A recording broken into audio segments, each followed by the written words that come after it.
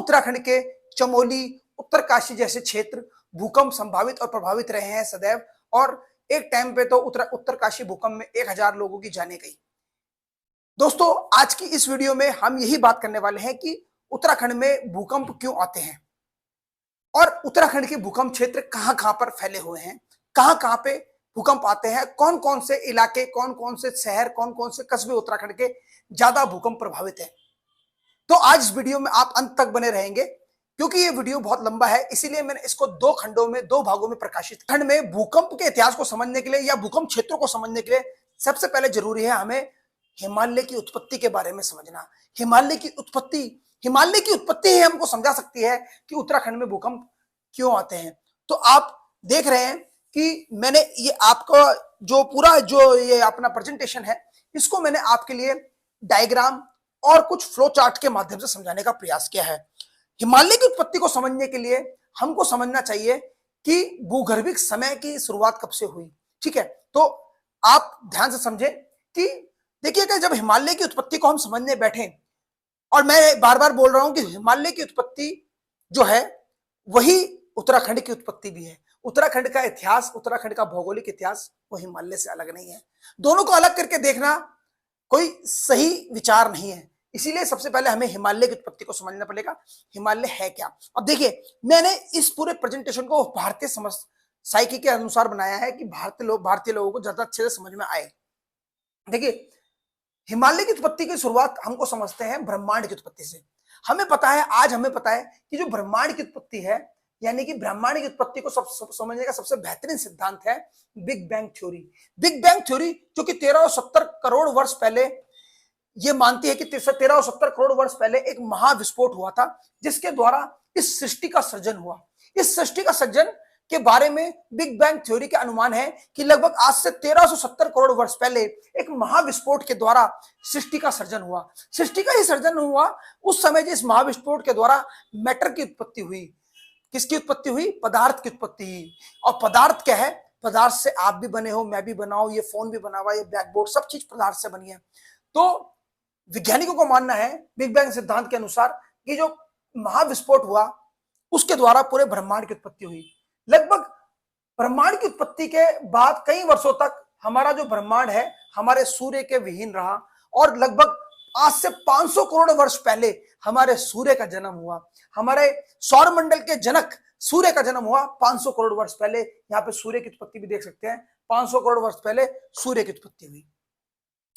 लगभग 500 करोड़ वर्ष पहले जब सूर्य की उत्पत्ति हुई तो वैज्ञानिकों का मानना है कि सूर्य के एक पदार्थ उससे अलग हो गया, कुछ सूर्य का कुछ पदार्थ उससे अलग हो गया, क्योंकि सूर्य के धरातल से कोई भारी दूसरा पिंड, आकाशीय पिंड आके टकराया था। उस आकाशीय पिंड से पृथ्वी की उत्पत्ति हुई, और पृथ्वी की उत्पत्ति कब हुई? 460 करोड़ वर्ष पहले, यानी कि सूर्य की उत्पत्ति के 440 करोड़ वर्ष बाद। तो जैसे ही पृथ्वी की उत्पत्ति हुई 460 करोड़ वर्ष पहले, यह माना जाता है कि उस समय से ही भूगर्भिक समय शुरू हो गया था। यानी कि 460 करोड़ वर्ष पहले जैसे ही पूरी पृथ्वी की उत्पत्ति शुरू होती है, वैसे ही हमारी पृथ्वी में भूगर्भिक कालखंड, it is the time to start the geological time scale. तो पृथ्वी की उत्पत्ति के साथ ही जियोलॉजिकल टाइम स्केल शुरू हुआ। और भूगर्भ शास्त्रियों का मानना है क्योंकि पृथ्वी की उत्पत्ति के साथ ही भूगर्भिक समय की उत्पत्ति हुई, तो भूगर्भ शास्त्रियों ने हमारी पूरी पृथ्वी के कालखंड को मुख्य रूप से 4 कल्पों में विभाजित किया है। कितने कल्पों में विभाजित किया है? 4 कल्प। 4 कल्प और युगों में, कल्पों और युगों में परिभाषित किया है, जिसको हम एरा और इपॉच भी बोलते हैं। ठीक है, तो वैज्ञानिकों का अनुसार जो पृथ्वी की उत्पत्ति के बाद अभी तक 4 कल्प हुए हैं, जिसमें पूरा कैम्ब्रियन कल्प, पैलियोजोइक कल्प, मेसोजोइक कल्प और सीनोजोइक कल्प, ये 4 कल्प हैं। पूरा कैम्ब्रियन, पैलियोजोइक, मेसोजोइक और सीनोजोइक, इन चारों कल्पों को समझना बहुत जरूरी है हिमालय की उत्पत्ति के लिए। क्यों? कि पूरा कैम्ब्रियन कल्प में भी कुछ पर्वत निर्माण हुए हैं, पर उस समय हिमालय जैसे पर्वत की उत्पत्ति नहीं हुई थी। वैज्ञानिकों का मानना है कि जो पैलियोजोइक कल्प जो था, पैलियोजोइक कल्प तक तो हमारी पृथ्वी में केवल एक महान महाद्वीप था जिसका नाम था पैंजिया, और एक महान महासागर था जिसका नाम था पैंथेलोस सागर। पैलियोजोइक कल्प के अंतिम अवस्था में लगभग जो था हमारा पैंजिया टूटना शुरू हुआ, और पैंजिया टूटने के साथ साथ ये समय बढ़ता गया और पृथ्वी के ऊपर मेसोजोइक कल्प शुरू हो गया। मेसोजोइक कल्प के बारे में वैज्ञानिकों का मानना है कि जो मेसोजोइक कल्प है ये 24 करोड़ वर्ष से 605 करोड़ वर्ष पूर्व माना गया है। मैं दोबारा दोहरा रहा हूं, मेसोजोइक कल्प का जो समय अवधि है वो 24 करोड़ वर्ष से 6.5 करोड़ वर्ष की है। आप जूम करके देख लेना।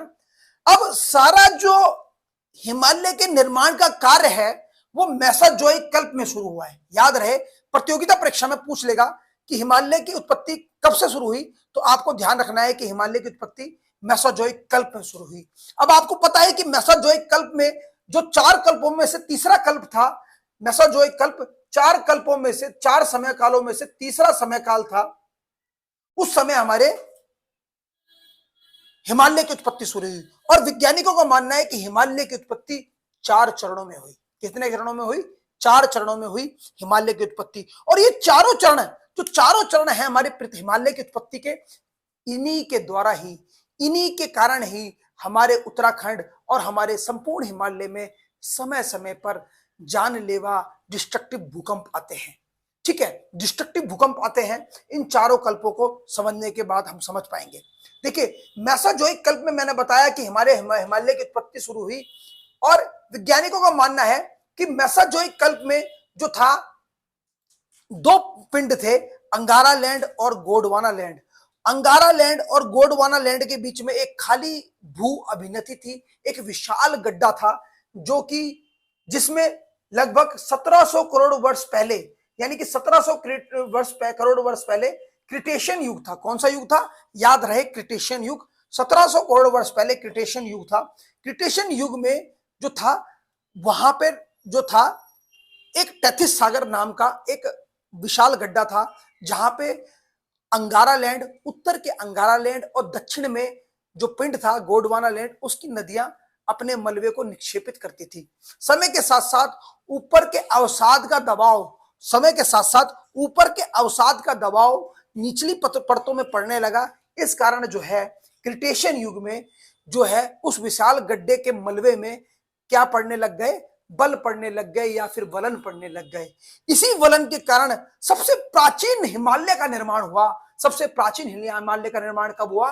क्रिटेशियन काल में। और इस प्राचीन हिमालय को क्या बोलते हैं? इसी प्राचीन हिमालय को हम आज पार हिमालय या ट्रांस हिमालय के नाम से जानते हैं। पार हिमालय या ट्रांस हिमालय के नाम से जानते हैं। तो हिमालय की सबसे प्राचीनतम चोटी कौन सी है? ट्रांस हिमालय, जिसको हम टेथिस हिमालय भी बोलते हैं, क्योंकि टेथिस सागर के मलबे से इसका निर्माण हुआ था। टेथिस सागर के मलबे से इसका निर्माण हुआ था, तो सबसे पहले बना टेथिस हिमालय। तो आपको पता है हिमालय की 4 श्रेणियां हैं। अब आपको यहां पे समझे कि हिमालय की कितनी श्रेणियां हैं? 4 श्रेणियां हैं, और ये चारों श्रेणियां आप देख सकते हैं यहाँ पे। पहली जो श्रेणी है हिमालय की, आप ऊपर देख पा रहे हैं, यह है टेथिस हिमालय। टेथिस हिमालय जो है हमारे उत्तराखंड के जो है चमोली और पिथौरागढ़ जिलों में पाया जाता है। याद रहे, टेथिस हिमालय या फिर ट्रांस हिमालय, केवल इसका विस्तार जो है हमारे उत्तराखंड के 2 जिलों में है, एक चमोली में और दूसरा हमारा पिथौरागढ़ में। याद रहेगा, सदैव याद रहेगा। उसके बाद जो हिमालय की जो पहली पेटी आपको पता है ट्रांस हिमालय की है। दूसरी जो हमारी पेटी है हिमालय की, वही है महान हिमालय की। दूसरी पेटी है महान हिमालय की पेटी। कौन सी है?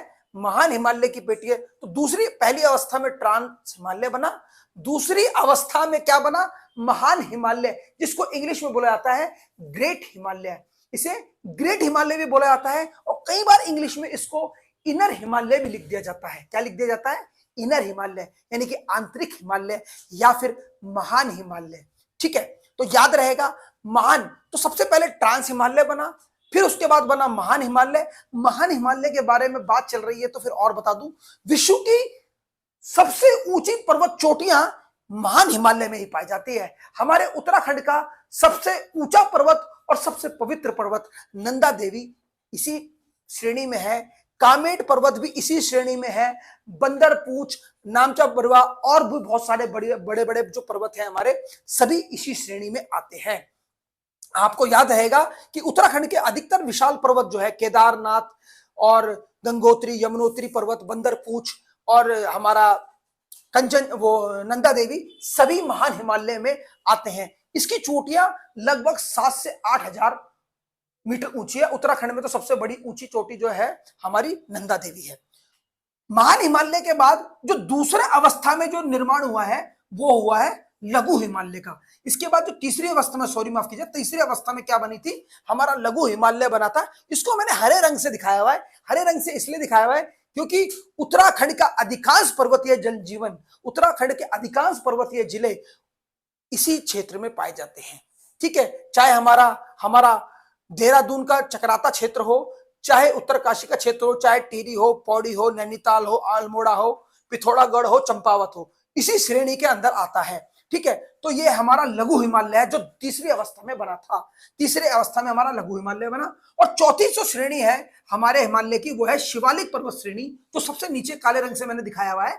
ये है चौथी पर्वत श्रेणी जो कि जिसका निर्माण सबसे आखिरी में हुआ है। चारों को हम समझ लेते हैं ब्रीफली। तो आप उत्तराखंड का मानचित्र बिल्कुल ढंग से देख ही रहे हैं।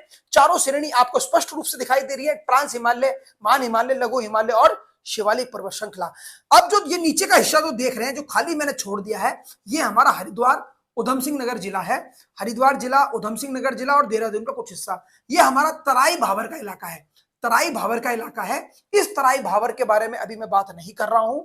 मैं उत्तराखंड हिमालय की उत्पत्ति कैसे हुई, उत्तराखंड हिमालय की उत्पत्ति कहीं उसके बारे में बात कर रहा हूं। 4 चरणों में आप उत्पत्ति देख सकते हैं, ट्रांस हिमालय, महान हिमालय, लघु हिमालय और शिवालिक पर्वत। चलते हैं वापस समय अवधि में, समय अवधि को समझते हैं। सबसे पहले मैंने बोला 17 करोड़ वर्ष पहले क्रिटेशियस युग में ट्रांस हिमालय बना। भाई ट्रांस हिमालय जो है इसको महान हिमालय भी बोलते हैं, या सॉरी ट्रांस हिमालय को क्या बोलते हैं हम, टेथिस हिमालय भी बोलते हैं। टेथिस हिमालय आप मान लीजिए कि ये सबसे प्राचीन भूखंड है। प्राचीन भूखंड ऐसे भी है कि हमारे हिंदू धर्म, जैन धर्म, सिख धर्म और चाइना के बून धर्म का सबसे पवित्र धार्मिक स्थल या सबसे पवित्र धार्मिक पर्वत श्रेणी कैलाश पर्वत श्रेणी ट्रांस हिमालय में ही आती है। ट्रांस हिमालय के अंदर आती है। और ट्रांस हिमालय जो है सबसे प्राचीन हिमालय है जिसका निर्माण सबसे पहले हुआ था। कैलाश पर्वत श्रेणी इसी में आती है। राकस ताल और मानसरोवर ताल भी इसी में है। और इसके उत्तर में लगभग आप देख रहे हैं इंडस रिवर बह रही है।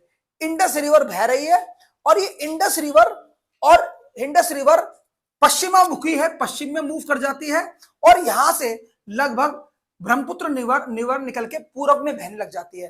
तो यानी कि जहां जिस लाइन से आप लाल लाइन देख रहे हैं इसको बोलते हैं यारलुंग सांगपो सिवनी क्षेत्र। यारलुंग सांगपो सिवनी क्षेत्र जो है ये एक बड़ा ही महत्वपूर्ण सांगपो सिवनी क्षेत्र है। सिवनी माने होता है सिलाई, सिवनी माने होता है सिलाई। और यारलुंग और सांगपो दो नाम है ब्रह्मपुत्र नदियों के।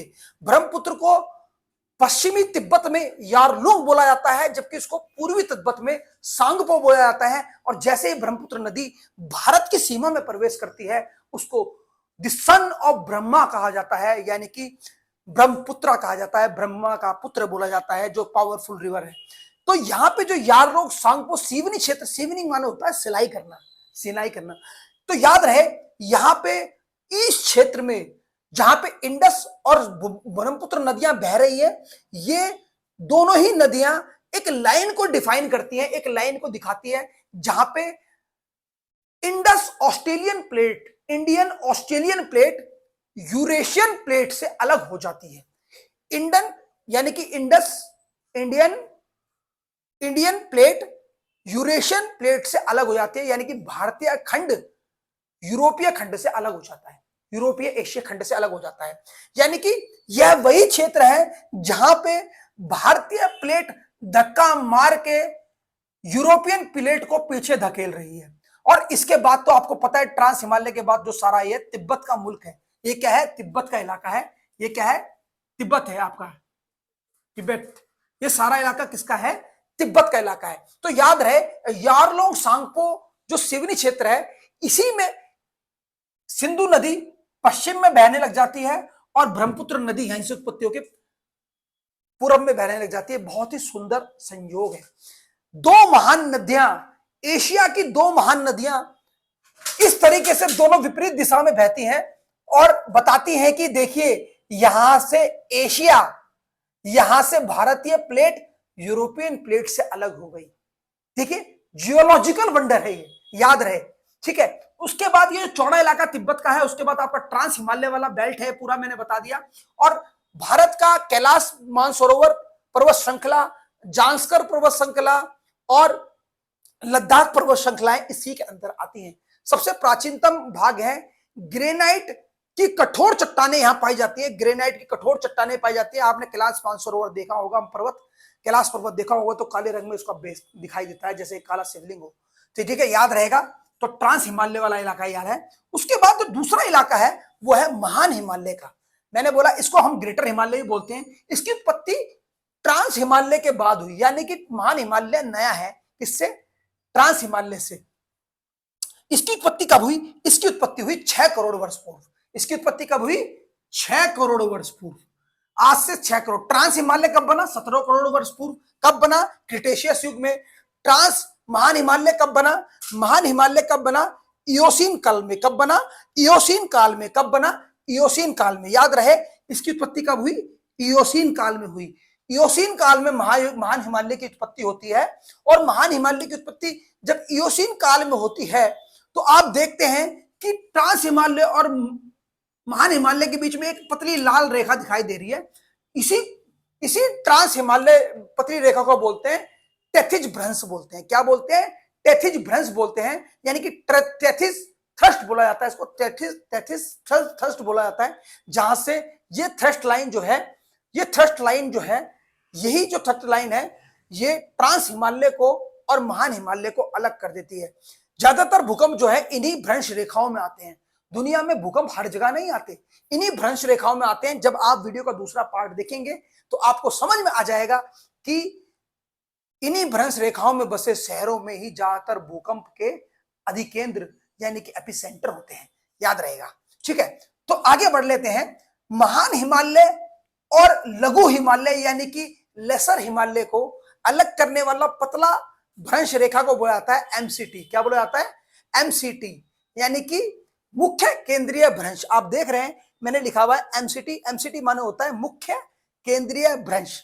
अब देखिए मुख्य केंद्रीय भ्रंश रेखा क्या है, ये भी मैंने बताया। भ्रंश रेखा क्या है? भारतीय प्लेट जब बहुत तेजी से उत्तर की तरफ बढ़ रही है तो यूरोपियन प्लेट उसका रास्ता रोक रही है, यूरेशियन प्लेट उसका रास्ता रोक रही है, जिस कारण क्या है ये प्लेट जगह जगह से टूट गई है। जगह जगह से टूट गई, जैसे आपकी चाय की प्लेट में दरार आ जाती है ना, वैसी दरार आ गई है।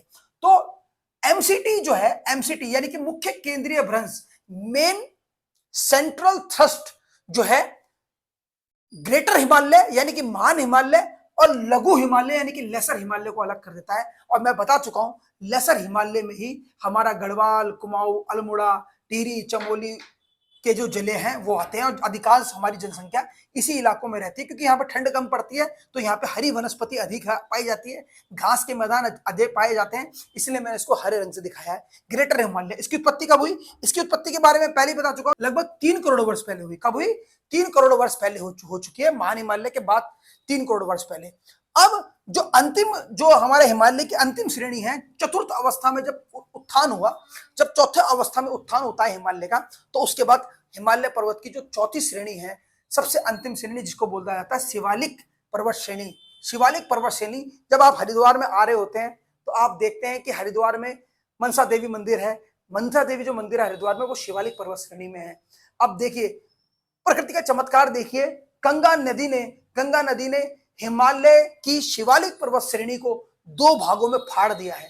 2 भागों में फाड़ दिया है और मानो गंगा कह रही हो कि आयो हरिद्वार से अंदर प्रवेश करके हम अपने 4 धामों का यात्रा करो।